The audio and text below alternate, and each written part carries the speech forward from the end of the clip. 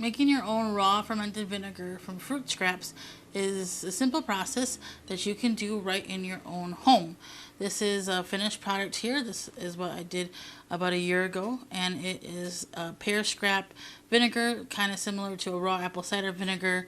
It's a raw vinegar, it's fermented, and it has the benefits of a fermented food, a lacto-fermented food, so it's a probiotics, and it's useful in cooking and other applications in the kitchen. Making your own is simple. You can take the scraps from your pears or your apples. So you're making apple pie, making apple sauce, apple butter, pear pie, what have you.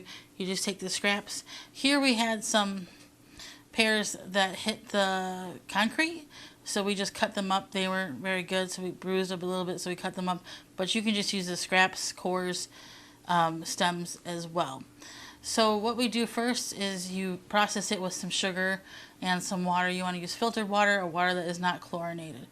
After that sits for about a week, you then strain it out, and then it goes to this stage here where it's just beginning to ferment. It has kind of a alcoholic smell to it, like a wine or like a wine cooler. And then after a while, it will eventually darken and it will get the sediment on the bottom. And then you know it's ready. It'll go from smelling really kind of boozy to smelling like a vinegar. It does take time. It takes anywhere from 2 to 6 weeks for it to go from this stage to this stage, and it takes about a week to go from the pears or the apple scraps to where you strain it out to make it into the beginning of the vinegar fermentation.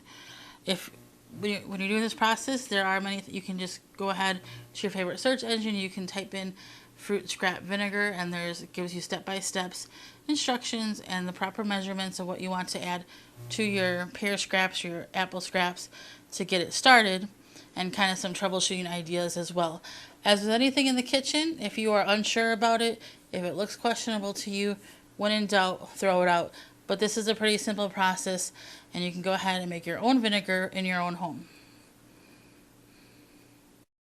For more information, please visit thewisconsinvegetablegardener.com.